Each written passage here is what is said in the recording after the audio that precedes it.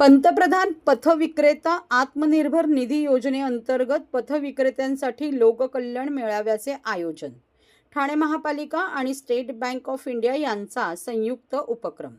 गृहनिर्माण व शहरी कार्य मंत्रालय व नगर परिषद प्रशासन संचालनालय यांच्या निर्देशानुसार पंतप्रधान पथविक्रेता आत्मनिर्भर निधी योजनेअंतर्गत 17 सप्टेंबर ते 2 ऑक्टोबर 2025 या कालावधीत लोककल्याण मेळावा ठाणे महानगरपालिका कार्यक्षेत्रात आयोजित करण्यात आला आहे. या अनुषंगाने आयुक्त सौरभराव यांच्या आदेशानुसार अतिरिक्त आयुक्त 2 प्रशांत रोडे यांच्या मार्गदर्शनाखाली 17 सप्टेंबर 2025 पासून भारतीय स्टेट बँक ऑफ इंडिया यांच्या समन्वयाने लोककल्याण मेळाव्याचे आयोजन ठाणे महापालिका प्रभाग समिती क्षेत्रात सुरू करण्यात आले आहे.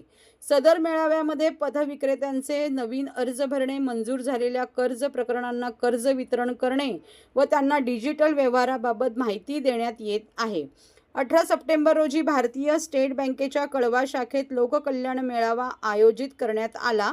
सदर मेळाव्यात समाज विकास विभागाच्या उपायुक्त अनघा कदम, समाज विकास अधिकारी दशरथ वाघमारे, SBI बँकेचे प्रादेशिक विभागीय व्यवस्थापक राजेश कुमार धिंगरा, मुख्य व्यवस्थापक Vivek Sharma, Mumbai metro local head विभाग सुरेंद्र सिंग, विभागीय मुख्य व्यवस्थापक MS दिव्या शिल्पी, उपमुख्य व्यवस्थापक राम हरी शर्मा तसेच दीनदयाळ जन आजीविका योजनेचे सर्व व्यवस्थापक व समुदाय संघटक उपस्थित होते.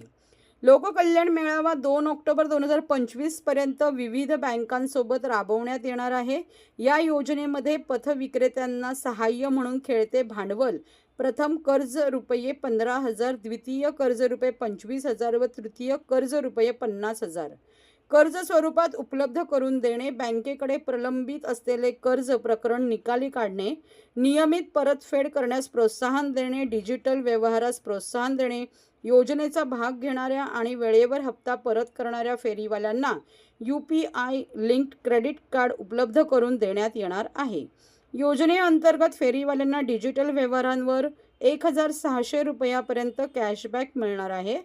पथविक्रेत्यांचे सामाजिक आर्थिक सर्वेक्षण करून 8 योजनांचा लाभ देण्यात येणार आहे. तसेच अन्न पदार्थ विक्री करणाऱ्या विक्रेत्यांना FSSAI मार्फत प्रशिक्षण देण्यात येणार आहे.